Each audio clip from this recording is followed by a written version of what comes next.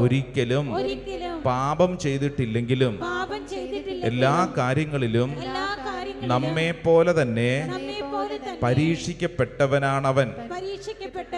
അതിനാൽ വേണ്ട സമയത്ത് കരുണയും കൃപാവരവും ലഭിക്കുന്നതിനായി നമുക്ക് പ്രത്യാശയോടെ കൃപാവരത്തിന്റെ സിംഹാസനത്തെ സമീപിക്കാം.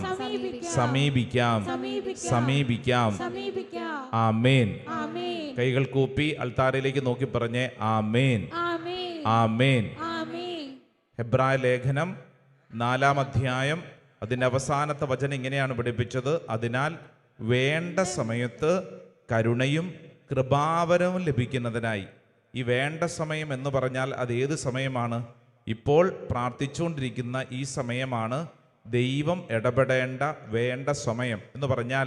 നമ്മുടെ ഉള്ളിൽ ചില കാര്യങ്ങളെ ഓർത്തുകൊണ്ട് വലിയ അസ്വസ്ഥതയുണ്ട്. എന്നാൽ നമ്മൾ ശ്രദ്ധിക്കണം, ഇതാണ് ദൈവം ഇടപെടുന്ന ഈ വേണ്ട സമയം. വേണ്ട സമയത്ത് കരുണയും കൃപാവരം ലഭിക്കുന്നതിനായി നമുക്ക് പ്രത്യാശയോടെ കൃപാവരത്തിൻ്റെ സിംഹാസനത്തെ സമീപിക്കാം.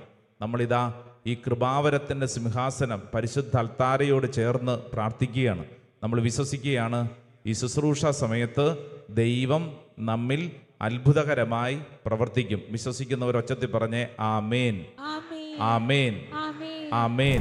കുറവുകളുള്ള, ബലഹീനതകളുള്ള പത്രോസ്.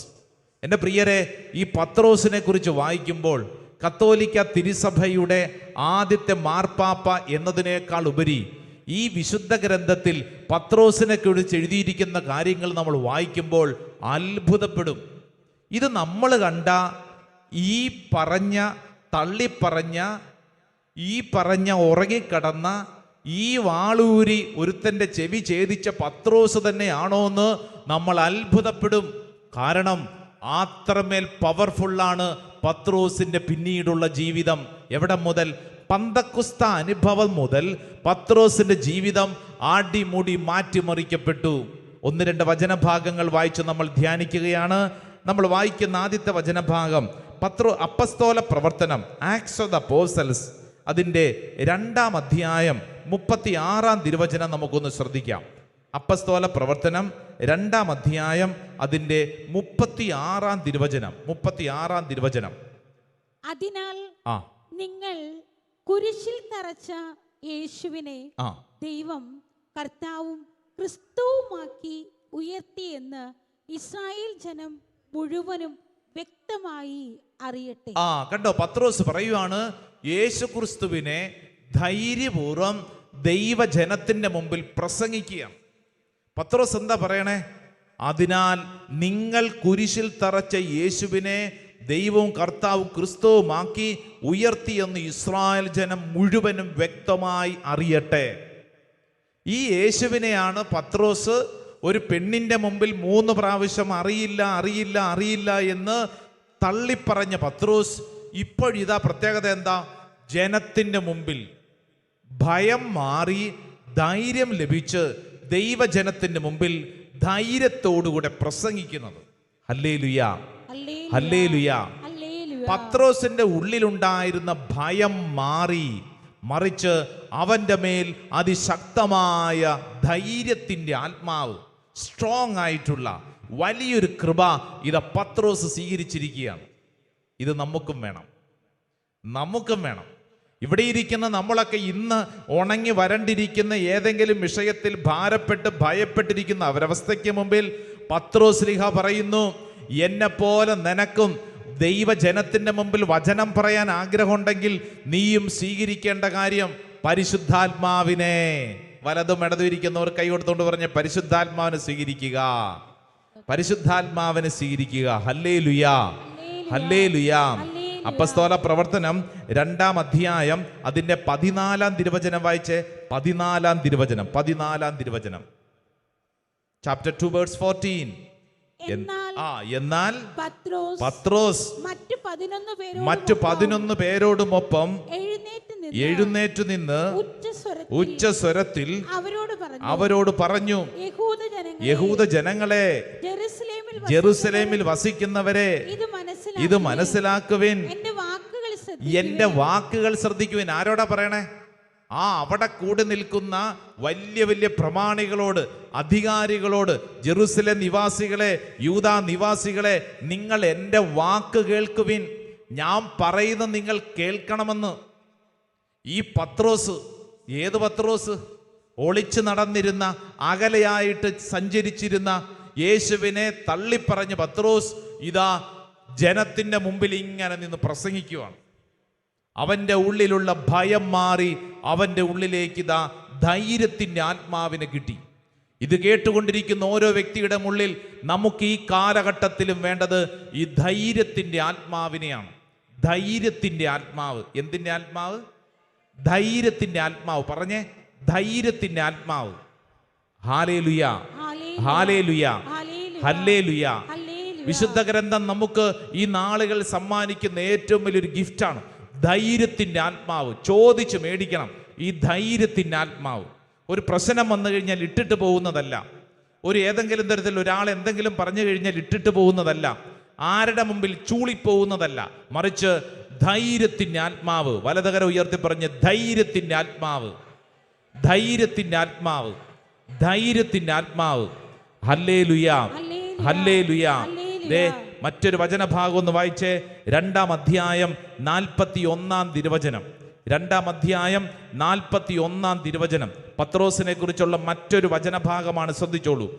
അവന്റെ വചനം ശ്രവിച്ചവർ സ്നാനം സ്വീകരിച്ചു.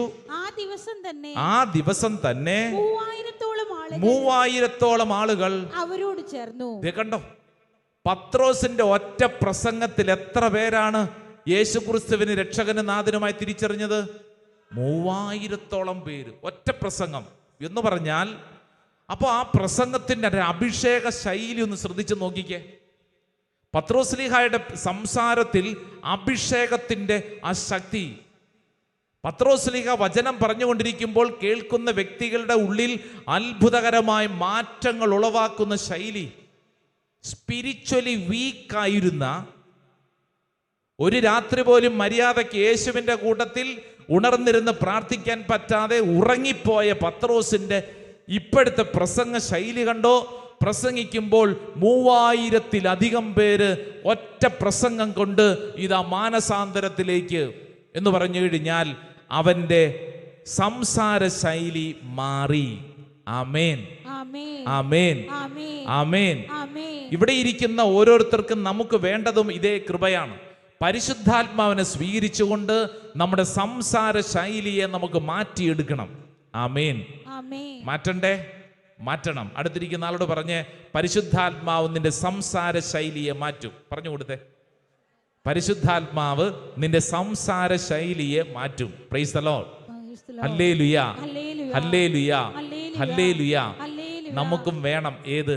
നമ്മുടെ സംസാര ശൈലിയിൽ മാറ്റം. പരിശുദ്ധാത്മാവ് സംസാര ശൈലിയെ മാറ്റും. അതുകൊണ്ടാണ് അപ്പസ്തോല പ്രവർത്തനം 2-ാം അധ്യായം 4-ാം തിരുവചനത്തിൽ പരിശുദ്ധാത്മാവ് ഇതാ അതിശക്തമായി പ്രവർത്തിച്ചപ്പോൾ ആദ്യം സംഭവിച്ച കാര്യം രേഖപ്പെടുത്തിയിരിക്കുന്നു. വായിച്ചേ.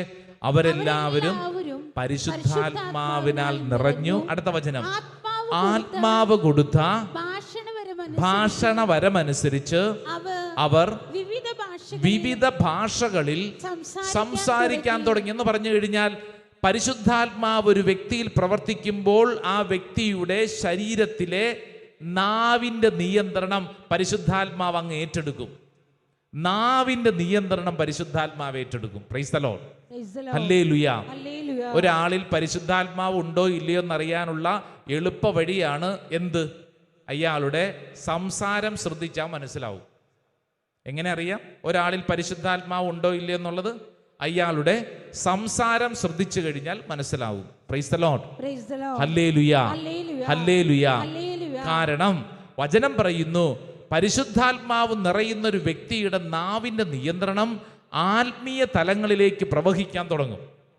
പിന്നെ കുറ്റം പറയാനല്ല, പിന്നെ പിറുപിറുക്കാനല്ല, മറിച്ച് പരിശുദ്ധാത്മാവിന്റെ നിറവനുഭവിക്കുന്ന മേഖല. പത്രോസ്ലീഹായുടെ ഒറ്റ പ്രസംഗത്തിൽ അയാളുടെ നാവിന്റെ സംസാര ശൈലി അടിമുടി മാറ്റിമറിക്കപ്പെട്ടു എന്നുള്ളതാണ് തിരുവചനം. 3000-ഓളം പേര് ഒറ്റയടിക്ക് ഇതാ യേശു ക്രിസ്തുവിനെ രക്ഷകനും നാഥനുമായി സ്വീകരിച്ചു. Praise the Lord. Hallelujah, hallelujah. മറ്റൊരു വചനഭാഗം വായിക്കുന്നു. അപ്പസ്തോല പ്രവർത്തനം 5-ാം അധ്യായം അതിൻ്റെ 29-ാം തിരുവചനം. അപ്പസ്തോല പ്രവർത്തനം 5-ാം അധ്യായം ചാപ്റ്റർ 5 വേഴ്സ് 29, 29-ാം തിരുവചനം. പത്രോസും അപ്പസ്തോലന്മാരും പ്രതിവചിച്ചു, മനുഷ്യരെക്കാൾ ദൈവത്തെയാണ് അനുസരിക്കേണ്ടത്. കണ്ടോ പത്രോസ് ഇതാ പറയുകയാണ്, ഇനി മനുഷ്യരെക്കാൾ ആരെയാണ് അനുസരിക്കേണ്ടത്? ദൈവത്തെയാണ് അനുസരിക്കേണ്ടത്. എന്ന് പറഞ്ഞു കഴിഞ്ഞാൽ മതപീഡനം വന്നു നിൽക്കുന്ന സമയം, മതപീഡനം അത്രമേൽ ഇത് ആദിമ ക്രൈസ്തവര് പീഡിപ്പിക്കപ്പെടുമ്പോൾ, അതായത് നീ യേശു ക്രിസ്തുവിന്റെ പേര് പറഞ്ഞാൽ അപ്പം നിനക്ക് പീഡയാണ്, അപ്പം നിനക്ക് കാരാഗ്രഹമാണ്. ആ സമയം മുതൽ നിനക്ക് അങ്ങേയറ്റം സങ്കടകരമായ അനുഭവം ഉണ്ടാവും. എന്നാൽ പത്രോസ് എന്താ പറയണമെന്നറിയോ? മനുഷ്യരെക്കാൾ ദൈവത്തെയാണ് അനുസരിക്കേണ്ടത്. Hallelujah, hallelujah.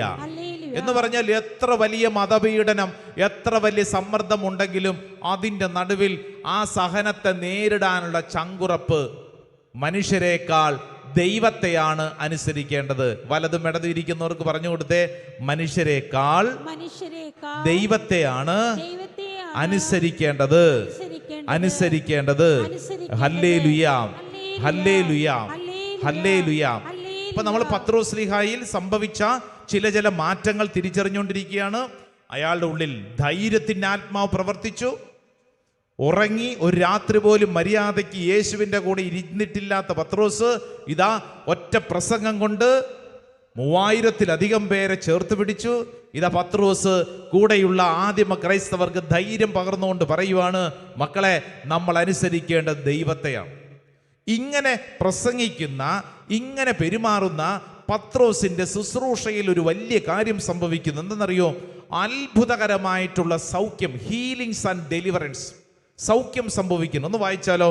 അത് അപ്പസ്തോല പ്രവർത്തനം 3-ാം അധ്യായം അതിൻ്റെ 1 മുതലുള്ള വചനഭാഗം നമുക്ക് പരിചിതമാണ്. എങ്കിലും ഈ ശുശ്രൂഷയിൽ ഈ വചനഭാഗം ഒന്ന് കേൾക്കുന്നത് നല്ലതാണ്. ഞാൻ വായിക്കാം, കൂടെ എൻ്റെ കൂടെ ബൈബിൾ ഉള്ളവരും വായിക്കണേ. ഒരു ദിവസം 9-ാം മണിക്കൂറിലെ പ്രാർത്ഥനയ്ക്ക് പത്രോസും യോഹന്നാനും ദേവാലയത്തിലേക്ക് പോവുകയായിരുന്നു. ജന്മന മുടന്തനായ ഒരാളെ എടുത്തുകൊണ്ട് ചിലർ അവിടെ എത്തി. ദേവാലയത്തിൽ പ്രവേശിക്കുന്നവരോട് ഭിക്ഷ യാചിക്കാനായി സുന്ദര കവാടം എന്ന് വിളിക്കപ്പെടുന്ന ദേവാലയ പടിവാതിൽക്കൽ അവനെ കിടത്തുക പതിവായിരുന്നു. പത്രോസും യോഹന്നാനും ദേവാലയത്തിലേക്ക് പ്രവേശിക്കുന്നത് കണ്ട് അവൻ അവരോട് ഭിക്ഷ യാചിച്ചു. 4-ാം വചനം. പത്രോസ് യോഹന്നാനോടൊപ്പം അവനെ സൂക്ഷിച്ച് നോക്കിക്കൊണ്ട് പറഞ്ഞു, ഞങ്ങളുടെ നേരെ നോക്കുക. അവരുടെ പക്കൽ നിന്ന് എന്തെങ്കിലും കിട്ടുമെന്ന് പ്രതീക്ഷിച്ച് അവൻ അവരെ നോക്കി. 6-ാം വചനം ശ്രദ്ധിച്ചോണേ. പത്രോസ് പറഞ്ഞു, വെള്ളിയോ സ്വർണമോ എൻ്റെ കയ്യിലില്ല, എനിക്കുള്ളത് ഞാൻ നിനക്ക് തരുന്നു. നസ്രായനായ യേശു ക്രിസ്തുവിന്റെ നാമത്തിൽ എഴുന്നേറ്റ് നടക്കുക. പത്രോസ് വലത്തുകൈക്ക് പിടിച്ച് അവനെ എഴുന്നേൽപ്പിച്ചു. ഉടൻ തന്നെ അവന്റെ പാദങ്ങളും കണങ്കാലുകളും ബലം പ്രാപിച്ചു. അവൻ ചാടി എഴുന്നേറ്റ് നടന്നും കുതിച്ചു ചാടിയും ദൈവത്തെ സ്തുതിച്ചുകൊണ്ട് അവൻ അവരോടൊപ്പം ദേവാലയത്തിൽ പ്രവേശിച്ചു. ഹല്ലേലൂയാ, ഹല്ലേലൂയാ. കണ്ടോ പത്രോസിന്റെ ചങ്കൂറ്റം? കണ്ടോ പത്രോസിന്റെ ചങ്കൂറ്റം?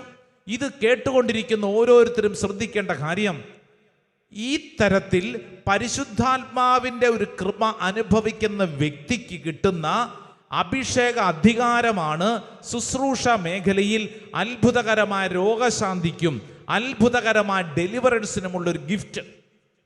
ഇതിവിടെ ഇരിക്കുന്ന നമുക്ക് ഓരോരുത്തർക്കും വ്യക്തിപരമായ ജീവിതത്തിൽ സ്വീകരിക്കേണ്ട വലിയൊരു കൃപ. അനേകരെ സൗഖ്യപ്പെടുത്താൻ കർത്താവ് നമുക്കും വലിയ ഒരു വിളി തന്നിട്ടുണ്ട്. Hallelujah, hallelujah. അടുത്തിരിക്കുന്ന ആളോട് പറഞ്ഞേ, മറ്റുള്ളവരെ നീ സുഖപ്പെടുത്തണം. മറ്റുള്ളവരെ സുഖപ്പെടുത്തണം. അപ്പൊ ചിലർ ചിന്തിക്കുന്നുണ്ട്, ഞാനോ സുഖപ്പെട്ടിട്ടില്ല, പിന്നെ എങ്ങനെയാണ് സുഖപ്പെടണമെന്ന്? നീ സുഖപ്പെട്ട് മറ്റുള്ളവരെ സുഖപ്പെടുത്താനുള്ള കൃപ.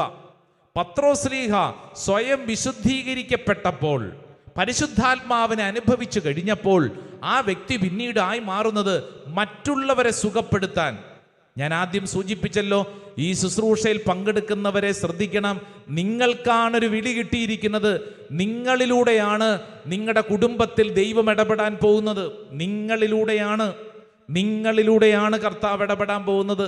പ്രൈസ് ദ ലോർഡ്, ഹല്ലേലൂയ എന്ന് പറഞ്ഞാൽ, ഈ വചനം കേട്ടുകൊണ്ടിരിക്കുമ്പോൾ നീ ശ്രദ്ധിക്കണം, നിന്റെ വീട്ടിലും ചില തളർവാദ രോഗികൾ, മുടന്തർ, ജീവിതത്തിൽ പരിക്ക് പറ്റിയവർ, മാനസിക ദുഃഖങ്ങളിൽ കഴിയുന്നവർ, എന്തു ചെയ്യണമെന്നറിയാതെ വിഷമിച്ച് കഴിയുന്നവർ നിന്റെ വീട്ടിലും ഉണ്ടോ? ഉണ്ടല്ലോ. നിന്റെ വീട്ടിലും ഇങ്ങനെ വളരെയധികം ഞെരുക്കങ്ങളിൽ കഴിയുന്നവരുണ്ട്. അവരിന്നും മറ്റുള്ളവരുടെ മുമ്പിൽ യാചിച്ചുകൊണ്ടിരിക്കുക, എന്തെങ്കിലും തരണേ എന്നും പറഞ്ഞ് യാചിച്ചുകൊണ്ടിരിക്കുന്നു. ഈ ആത്മീയ രഹസ്യം മനസ്സിലാക്കുന്ന നീ ചെയ്യേണ്ടത് പത്രോസിന്റെ ദൗത്യമാണ്. നിന്റെ വീട്ടിലുള്ളവരെ എഴുന്നേൽപ്പിക്കാൻ, നിന്റെ ചുറ്റുവട്ടത്തുള്ളവർക്ക് കൈ പിടിച്ചവരെ എഴുന്നേൽപ്പിക്കാൻ നിനക്കൊരു കടമയുണ്ട്. പറഞ്ഞേ ആമേൻ, ആമേൻ, ആമേൻ. അല്ലാതെ നിന്റെ കാര്യം മാത്രം നോക്കിയാൽ പോരെന്ന്. നിന്റെ വീട്ടിലോ നിന്റെ ചുറ്റുവട്ടത്തോ നിന്റെ സൗഹൃദ വലയങ്ങളിലോ ആരെങ്കിലും ക്ഷീണിതരാണ്, ആരെങ്കിലും ഭാരപ്പെട്ടിരിക്കുന്നു, വിഷമിച്ചിരിക്കുന്നു, സങ്കടപ്പെട്ടിരിക്കുന്നു, അവരുടെ കൈ പിടിച്ച് ഉയർത്താൻ പത്രോസ് എന്ത് ചെയ്തു?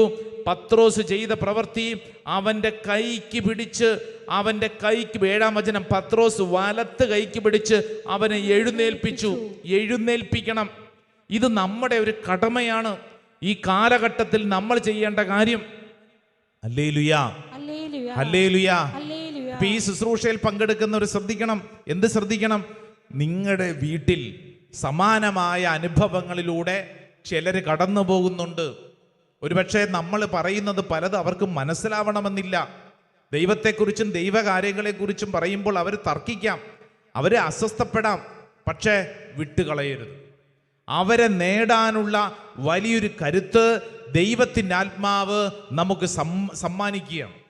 പത്രോസിനെ പോലെ നമ്മളും ഈ വലിയ ഒരു തീരുമാനത്തിലേക്ക് എത്തണം. അനേകരെ കൈക്ക് പിടിച്ചുയർത്താനുള്ള വലിയ ഒരു തീരുമാനം. വലതുകര ഉയർത്തിപ്പിടിച്ച് കർത്താവേ, കർത്താവേ, അനേകരെ കൈക്ക് പിടിച്ച് ഉയർത്താൻ എനിക്ക് ശക്തി വേണം. Hallelujah, hallelujah, hallelujah. കൈ താത്തിക്ക് 5-ാം അധ്യായം അതിൻ്റെ 15-ാം തിരുവചനം ഒന്ന് ശ്രദ്ധിച്ചേ. പത്രോസിന്റെ അടുത്ത തലമാണ്, ഉയർന്ന ഒരു തലത്തെ നമ്മൾ മനസ്സിലാക്കും. 5-ാം അധ്യായം 15-ാം തിരുവചനം. അവ രോഗികളെ തെരുവീതികളിൽ നിന്ന് കൊണ്ടുവന്ന് കിടക്കകളിലും കട്ടിലുകളിലും കിടത്തിയിരുന്നു. പത്രോസ് കടന്നു പോകുമ്പോൾ അവന്റെ നിഴലെങ്കിലും അവരിൽ ഏതാനും പേരുടെ മേൽ പതിക്കുന്നതിന് വേണ്ടിയായിരുന്നത്. കണ്ടോ? അതായത് നടന്നു പോകുമ്പോൾ ആ നിഴലെങ്കിലും കൊണ്ട് സൗഖ്യപ്പെടാൻ ജനം ഇങ്ങനെ തടിച്ചുകൂടിയിരുന്നു. ആരുടെ പക്കലാണ്? പത്രോസിന്റെ പക്കൽ. ഇത് ഏത് പത്രോസാ? എൻ്റെ പ്രിയരെ, എല്ലാ കുറവുകളുമുള്ള, നമ്മെപ്പോലെ തന്നെ ബലഹീനതകളിലൂടെ പോയ ഒരു പത്രോസ് ഇതാ ജീവിതത്തിൽ പരിശുദ്ധാത്മാവിനെ അനുഭവിച്ചു കഴിഞ്ഞപ്പോൾ പത്രോസിന്റെ സ്വഭാവ രീതി, പത്രോസ് നടന്നു പോകുമ്പോൾ ജനക്കൂട്ടം ഇങ്ങനെ കാത്തു നിൽക്കുന്ന അവന്റെ നിഴലെങ്കിലും കൊണ്ട് സൗഖ്യപ്പെടാൻ. ഇവിടെ ഇരിക്കുന്ന ഓരോരുത്തരും ശ്രദ്ധിക്കണം. എൻ്റെ പ്രിയപ്പെട്ടവരെ, പത്രോസിന് കിട്ടിയ അഭിഷേകം എനിക്കും നിനക്കും കർത്താവ് സമ്മാനിക്കാൻ ആഗ്രഹിക്കുന്നു. ഉച്ചത്തിൽ പറ ഹല്ലേലൂയ, ഹല്ലേലൂയ, ഹല്ലേലൂയ, ഹല്ലേലൂയ. എൻ്റെ പ്രിയപ്പെട്ടവരെ, ഈ പത്രോസിൻ്റെയും സംഘത്തിൻ്റെയും ജീവിത ശൈലി അടിമുടി മാറ്റിമറിക്കപ്പെടുകയാണ്. അവരുടെ ജീവിത ശൈലികൾക്ക് അടിമുടി മാറ്റിമറിക്കപ്പെടുകയാണ്. ഇവരുടെ പ്രാർത്ഥന ശ്രദ്ധിച്ചിട്ടുണ്ടോ? ഈ പത്രോസിൻ്റെ സംഘത്തിൻ്റെ ഒക്കെ പ്രാർത്ഥന എന്തായിരുന്നു? ഒരു പ്രതിസന്ധി വരുമ്പോഴത്തേക്ക് അവരെങ്ങനെ പ്രാർത്ഥിക്കും ദൈവത്തോട്? നിങ്ങളൊന്ന് ശ്രദ്ധിച്ചേ. ഒരു നല്ല വചനമുണ്ട്, 4-ാം അധ്യായം അതിൻ്റെ 30-ാം തിരുവചനം ഒന്ന് ശ്രദ്ധിച്ചേ. Acts of the Apostles chapter 4 verse 30, 30-ാം തിരുവചനം. അവിടുത്തെ പരിശുദ്ധ ദാസനായ യേശുവിന്റെ നാമത്തിൽ രോഗശാന്തിയും അടയാളങ്ങളും അത്ഭുതങ്ങളും സംഭവിക്കുന്നതിനായി അവിടുത്തെ കൈകൾ നീട്ടണമേ. അവിടുത്തെ വചനം പൂർണ്ണ ധൈര്യത്തോടെ പ്രസംഗിക്കാൻ ഈ ദാസരെ അനുഗ്രഹിക്കണമേ. അവരെന്താ പ്രാർത്ഥിച്ചേ? ഒരു പ്രതിസന്ധി വന്നപ്പോൾ ഉടനെ തന്നെ എന്നാ പിന്നെ ഇവിടുന്ന് പോയേക്കാം, ഇവിടെ സമാധാനം കിട്ടത്തില്ല, നമുക്ക് ഓടിപ്പോയേക്കാം. അതല്ല, അവരവിടെ നിന്ന് പ്രാർത്ഥിച്ചത്, കർത്താവേ നിന്റെ വചനം ശക്തിയോടെ പ്രസംഗിക്കാൻ ഞങ്ങൾക്ക് കൃപ വേണം. തൊട്ടടുത്ത വചനം ഒരു കാര്യം പറയുന്നുണ്ട്, അതും കൂടെ വായിച്ചേ. 31-ാം വചനം. പ്രാർത്ഥന കഴിഞ്ഞപ്പോൾ അവർ സമ്മേളിച്ചിരുന്ന സ്ഥലം കുലുങ്ങി. അവരെല്ലാവരും പരിശുദ്ധാത്മാവിനാൽ പൂരിതരായി ദൈവവചനം ധൈര്യപൂർവ്വം പ്രസംഗിച്ചു. കണ്ടോ, ആദിമ ക്രൈസ്തവരുടെ പ്രാർത്ഥനാ ശൈലി ശ്രദ്ധിച്ചോ? എവിടെ മുതലാ മാറ്റം? പരിശുദ്ധാത്മാവിനെ സ്വീകരിച്ചു കഴിഞ്ഞപ്പോൾ ധൈര്യപൂർവ്വം ഏത് പ്രതിസന്ധിയിലും പ്രാർത്ഥിക്കാനും ദൈവവചനം പറയാനുമുള്ള ചങ്കൂറ്റം. ഏതെങ്കിലും ഒരു സംഭവത്തിന്റെ പേരിൽ ദുഃഖിച്ചിരിക്കുന്നവരുണ്ടോ? എൻ്റെ ജീവിതത്തിൽ അങ്ങനെ സംഭവിച്ചല്ലോ, അയ്യോ എനിക്ക് അങ്ങനെ സംഭവിച്ചല്ലോ, എനിക്കൊരബദ്ധം സംഭവിച്ചല്ലോ, എനിക്കൊരു തെറ്റായ തീരുമാനം സംഭവിച്ചല്ലോ, ഞാൻ അങ്ങനെ ഒരു ആളാണല്ലോ. ആയിക്കോട്ടെ, പത്രോസ് നിന്നോട് പറയുന്ന കാര്യം, നീ ആ സംഭവത്തിൽ കുടുങ്ങിക്കിടക്കേണ്ട വ്യക്തിയല്ല. നീ ആ ചിന്തകളിൽ തടവറയിൽ കഴിയേണ്ട വ്യക്തിയല്ല. നിനക്ക് എന്തെല്ലാം അബദ്ധം സംഭവിച്ചിട്ടുണ്ടെങ്കിലും, എന്തെല്ലാം കുറവുകളിലൂടെ നീ കടന്നു പോയിട്ടുണ്ടെങ്കിലും, നീ വിശ്വസിക്കുക, പത്രോസിനെ പോലെ എനിക്കും ഒരു ദൗത്യമുണ്ട്. പരിശുദ്ധാത്മാവിനാൽ നിറഞ്ഞുള്ളൊരു ജീവിതം. ഇങ്ങനെ ജീവിച്ചാലുള്ള മെച്ചം എന്താണെന്നറിയോ? വലിയ സമാധാനം ഉള്ളിൽ അനുഭവിക്കും. നമുക്കില്ലാത്ത കാര്യം അത് തന്നെയാണ്. വലിയ സമാധാനം ഉള്ളിൽ അനുഭവിക്കും. Praise the Lord, hallelujah. എന്തുണ്ടാവും? വലിയ സമാധാനം. ആരെങ്കിലും ഒരു വാക്ക് പറഞ്ഞതിൻ്റെ പേരിൽ മാറിയിരുന്ന് മോങ്ങിക്കൊണ്ടിരിക്കുവോ? ഇല്ല. അതേന്ന് വലിയ സമാധാനം. നിനക്ക് അങ്ങനെ ഒരു പ്രശ്നം ഉണ്ടായി എന്നോർത്തോ അയ്യോ എന്നാലും അതും പറഞ്ഞുകൊണ്ടിരിക്കുവോ? ഇല്ലെന്ന്. നിന്റെ ഉള്ളിൽ വലിയ സമാധാനം. ഇതറിയാൻ ഒരു കുഞ്ഞു സംഭവം, അപ്പസ്തോല പ്രവർത്തനം 12-ാം അധ്യായം 6 മുതലുള്ള വചനം ഒന്ന് ശ്രദ്ധിച്ചേ. നല്ലൊരു ഒന്നാന്തരം വചനം നമുക്ക് വേണ്ടി പരിശുദ്ധാത്മാവ് സമ്മാനിക്കും. പരസ്യ വിചാരണയ്ക്ക് പുറത്തു കൊണ്ടുവരാൻ ഹെരോദോസ് ഉദ്ദേശിച്ചിരുന്നതിന്റെ തലേരാത്രി പത്രോസ് ഇരു ചങ്ങലകളാൽ ബന്ധിതനായി രണ്ട് പടയാളികളുടെ മധ്യേ ഉറങ്ങുകയായിരുന്നു. കണ്ടോ എങ്ങനെ ഉറങ്ങുന്നു? കസേരയിൽ ഇരുന്ന് ഉറങ്ങുന്നു ആണോ ചേട്ടാ? അല്ല, അത് നമ്മള്. പക്ഷെ ഈ പത്രോസ് എങ്ങനെ ഉറങ്ങണേ? പത്രോസ് ഇരു ചങ്ങലകളാൽ ബന്ധിതനായി അല്ലേ? ഈ കൈ രണ്ടും ഇങ്ങനെ പൊക്കി പിടിച്ച് രണ്ട് കൈയും ബന്ധിതനായി. രണ്ട് കൈയിലും ചങ്ങല. അങ്ങനെ ഇരുന്നോട്ടെ കേട്ടോ. വായിച്ചോ. രണ്ട് ചങ്ങലകളാൽ ബന്ധിതനായി രണ്ട് പടയാളികളുടെ മധ്യേ ഉറങ്ങുകയായിരുന്നു. പട്ടാളക്കാർ കാരാഗ്രഹ വാതിൽക്കൽ കാവൽ നിൽക്കുന്നുണ്ടായിരുന്നു. അങ്ങനെ നിന്നോട്ടോ, അങ്ങനെ നിന്നു. അടുത്ത വചനം കേട്ടോ. പെട്ടെന്ന് കർത്താവിൻ്റെ ഒരു ദൂതൻ പ്രത്യക്ഷനായി ആ മുറിയാകെ പ്രകാശം നിറഞ്ഞു. അവൻ പത്രോസിന്റെ പാർശ്വത്തിൽ തട്ടി ഉണർത്തിക്കൊണ്ട് പറഞ്ഞു, വേഗം എഴുന്നേൽക്കൂ. അപ്പോൾ അവന്റെ കൈകളിൽ നിന്ന് ചങ്ങലകൾ താഴെ വീണു. കൈകൾ താഴ്ത്തിക്കോ, ചങ്ങല വീണു. Praise the Lord, hallelujah. ഇങ്ങനെ പിടിച്ചപ്പോ തന്നെ എന്തൊരു വിഷമല്ലേ. പത്രോസിന്റെ രണ്ട് കൈകളും ചങ്ങലക്കിട്ടിരിക്കുന്നു. ഒന്നും കൂടെ കൈ ഇങ്ങനെ ഉയർത്തിപ്പിടിച്ച ചങ്ങലക്കിട്ടെന്ന് വിചാരിച്ചോ. ചങ്ങലക്കിട്ടിരിക്കുക. ചങ്ങല അല്ലേ? അനേക പ്രതിസന്ധികളുടെ ചങ്ങലയാണ്. ഈ പത്രോസ് ഈ ചങ്ങലക്കിട്ട് കിടക്കുമ്പോൾ പത്രോസ് എന്ത് ചെയ്തു? ബൈബിൾ എന്ത് പറയുന്നു? പത്രോസ് എന്ത് ചെയ്തോണ്ടിരിക്കുകയായിരുന്നു? ഉറങ്ങുകയായിരുന്നു. എന്റെ ദൈവമേ, ഇതെന്തൊരു മനുഷ്യനല്ലേ. കയ്യിൽ ചങ്ങല കിടക്കുന്നു, ഇതിനേക്കാൾ വലിയ ചങ്ങല ഉള്ളിൽ. അതേതാ? നാളെ നേരം വെളുക്കുമ്പോൾ പത്രോസിനെ കൊല്ലാൻ പോവുക. അതേന്ന്, ഇതെന്റെ അവസാന രാത്രിയാണ് ദൈവമേ, എന്നാ പിന്നെ ഉറങ്ങി തീർത്തേക്കാം. ആണോ? നമ്മളാണെങ്കിൽ എന്ത് ചെയ്യും? കൈ താത്തിക്ക്. നാളെ ഒരു പരീക്ഷയുണ്ടെന്ന് വിചാരിച്ചു. പരീക്ഷ. അയ്യോ ടെൻഷൻ. എൻ്റെ പൊന്നെ, നാളെ ഒരു ഇന്റർവ്യൂ ഉണ്ട്, നാളെ ഒരു പരീക്ഷയുണ്ട്, നാളെ ഒരു കാര്യമുണ്ടെന്ന് പറഞ്ഞ ടെൻഷൻ, ഭാരം. അതാണ് നമ്മുടെ സ്വഭാവം. പത്രോസ് നാളെ കൊല്ലപ്പെടാൻ പോകുന്നു. ഇയാൾ എന്ത് ചെയ്തു? നല്ല സുഖകരമായിട്ട് ഉറക്കം. ഇങ്ങനെ ഉറങ്ങാൻ പറ്റണമെങ്കിൽ ഉള്ളിൻ്റെ ഉള്ളിൽ എന്ത് വേണം? സമാധാനം. അത് ആര് തരുന്ന സമാധാനം? പരിശുദ്ധാത്മാവ് നൽകുന്ന സമാധാനം. ഇതിനേക്കാൾ എന്നെ അത്ഭുതപ്പെടുത്തുന്നൊരു കാര്യം, ഇയാൾ ഈ ചങ്ങലെ കിടന്നുകൊണ്ട് ഉറങ്ങുന്നു, ക്ഷീണിച്ചുറങ്ങിയെന്ന് വിചാരിച്ചു.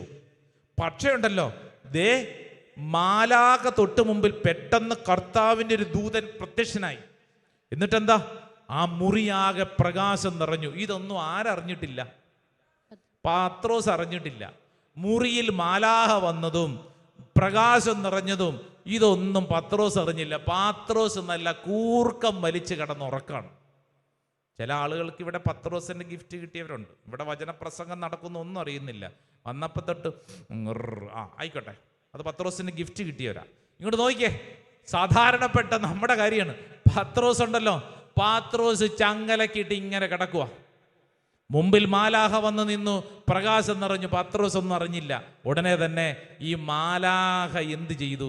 പത്രോസിന്റെ പാർശ്വത്തിൽ 2 അടി കൊടുത്തു. എടാ പത്രോസ്, എഴുന്നേക്കടാ, മതിയെന്ന്. എഴുന്നേക്കുന്നു. വലതും ഇടതും ഇരിക്കുന്നവർക്കൊന്ന് തട്ടുകൊടുത്ത്, 2 തട്ടുകൊടുത്ത്, തട്ടുകൊടുക്ക്. എഴുന്നേക്ക്. എഴുന്നേക്കാൻ പറയും എന്ന് പറഞ്ഞ് ഇങ്ങനെ മതി, ഉറങ്ങിയത് മതിയെന്ന്. എടാ നീ ഉറങ്ങിയത് മതിയെന്ന്. മതിയായില്ലേ? ഉറങ്ങിയത് മതി, ഇനി എഴുന്നേക്ക്. പത്രോസ് അങ്ങനെ കിടന്നുറങ്ങി. അങ്ങനെ ഉറങ്ങണമെങ്കിൽ പത്രോസിന്റെ ഉള്ളിൽ എന്ത് വേണം? സമാധാനം. എൻ്റെ പ്രിയരെ, ഇതെപ്പോഴായി പത്രോസിന്റെ ഉള്ളിൽ ഈ മാറ്റങ്ങൾ വന്നത്? പന്തക്കുസ്ത, പരിശുദ്ധാത്മാവിന് വേണ്ടി 10 ദിവസങ്ങൾ മാറിയിരുന്ന് പരിശുദ്ധാത്മാവേ എന്നിങ്ങനെ പ്രാർത്ഥിച്ചതനുസരിച്ച് പത്രോസിന്റെ സ്വഭാവം മാറി. നമ്മൾ ഈ സമയം മുഴുവൻ ഈ പത്രോസിന്റെ ജീവിതത്തെ എടുത്ത് പഠിച്ചതിന്റെ പ്രത്യേകത എന്നറിയോ? നമ്മുടെ എല്ലാവരുടെ സ്വഭാവം ഈ പത്രോസിൻ്റെതിനേക്കാളും മോശം. ഒത്തിരി കുറവുകളുള്ള, ഒത്തിരി വിഷമങ്ങളുള്ള, ഒത്തിരി സങ്കടങ്ങളുള്ള, വിചാരിക്കുന്ന പോലെ ഒന്നും ജീവിതം മുന്നോട്ട് നീങ്ങുന്നില്ല. ആദ്യം നമ്മൾ പറഞ്ഞില്ലേ, ഒളിച്ചോടി പോയേക്കാം, നാണക്കേട്, എന്തൊരവസ്ഥ, എന്തൊരു ജീവിതം, മൊത്തം മടുപ്പ് അല്ലേ, ആകപ്പാടെ മരവിപ്പ്. ഇങ്ങനെയൊക്കെ ജീവിച്ചിരുന്ന പത്രോസിന്റെ ജീവിതത്തെ അടിമുടി മാറ്റിമറിച്ചത് പരിശുദ്ധാത്മാവ്. അതേ പരിശുദ്ധാത്മാവ് നിന്നെയും എന്നെയും ഈ ശുശ്രൂഷ അവസരത്തിൽ ബലപ്പെടുത്താൻ, ജീവിതത്തിൽ ചില മാറ്റങ്ങൾക്ക് ക്ഷണിക്കുന്നു. 2 കരങ്ങൾ നന്നായിട്ടൊന്ന് ഉയർത്തിപ്പിടിച്ച, ഒരിക്കൽ കൂടി നന്നായിട്ട് ഉയർത്തിപ്പിടിച്ച്, ഓൺലൈനൊക്കെ പങ്കെടുക്കുന്നവർ നിങ്ങളായിരിക്കുന്ന ഇടങ്ങളിൽ 2 കരങ്ങൾ സ്വർഗത്തിലേക്ക് നന്നായിട്ട് ഉയർത്തിപ്പിടിച്ചോ. കണ്ണുകൾ അടച്ചോളൂ. എൻ്റെ പ്രിയപ്പെട്ട ദൈവജനമേ, നിങ്ങളുടെ ഉള്ളിലുള്ള എല്ലാ സങ്കടങ്ങളും, എല്ലാ ഭാരങ്ങളും, എല്ലാ ബലഹീനതകളും, എല്ലാ മടുപ്പും, എല്ലാ നിരാശയും ദേ കരങ്ങൾ ഉയർത്തിപ്പിടിച്ച് പരിശുദ്ധാത്മാവേ ആദിമ ക്രൈസ്തവ ജനതയിൽ കടന്നു വന്നതുപോലെ ഞങ്ങളിലും പ്രവർത്തിക്കണം കർത്താവേ. അത്ഭുതങ്ങളും അടയാളങ്ങളും വീണ്ടും ഒരുക്കണം പരിശുദ്ധാത്മാവേ. ഞങ്ങൾ പ്രാർത്ഥിക്കുകയാണ്, ആദിയിലെ പോലെ ജനകോടികളെ വീണ്ടും ഒരുക്കണമേ. അത്ഭുതങ്ങളും അടയാളങ്ങളും കർത്താവേ ഈ ജനത്തിൻ്റെ മേൽ ചൊരിയണമേ. 2 കരങ്ങൾ ഉയർത്തിപ്പിടിച്ച് ആദിയിലെ പോലെ ജനകോടികളെ വീണ്ടും ഒരുക്കണമേ. അത്ഭുതങ്ങളും അടയാളങ്ങളും ഈ ജനത്തിൻ്റെ മേൽ സംഭവിക്കപ്പെടാൻ ഈ ഓരോ വ്യക്തിയും 2 കരങ്ങളും നന്നായിട്ട് സ്വർഗത്തിലേക്ക് ഉയർത്തിപ്പിടിച്ച് പരിശുദ്ധാത്മാവേ എന്നിങ്ങനെ നാവ് തുറന്ന് പരിശുദ്ധാത്മാവേ എന്ന് വിളിച്ചേ. പോരാ. സ്വരമുയർത്തി the name Holy Spirit. പരിശുദ്ധാത്മാവേ എന്ന് വിളിക്കട്ടെ, ആത്മാവേ എന്ന് വിളിക്കട്ടെ, പരിശുദ്ധാത്മാവേ എന്ന് വിളിക്കട്ടെ. പരിശുദ്ധാത്മാവേ, എല്ലാവരും ഒന്ന് സ്തുതിച്ച പരിശുദ്ധാത്മാവേ. ആരാധന.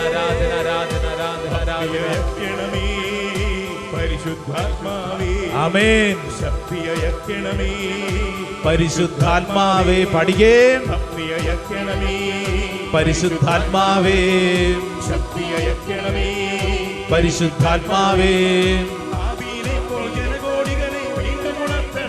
ആമേൻ. യെസ്. ആമേൻ.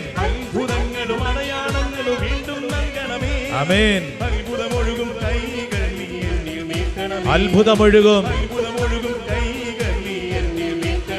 ആമേൻ. വീണ്ടും ആമേൻ. ഉണർവിൻ കൊടുങ്കാറ്റേ നീ വീശണമേ വീണ്ടും. ഓരോരുത്തരും ആഗ്രഹിക്കട്ടെ,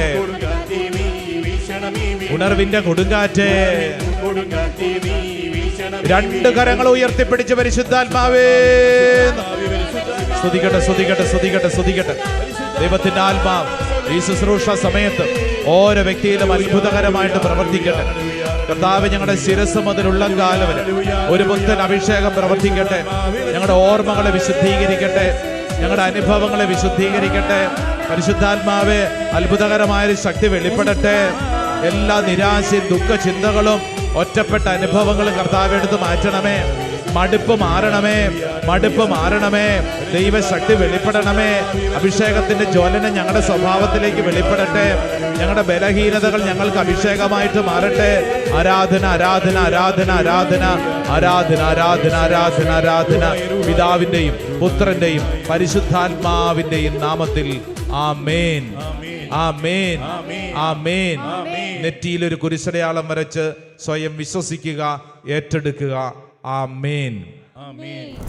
Hare Mikata Iva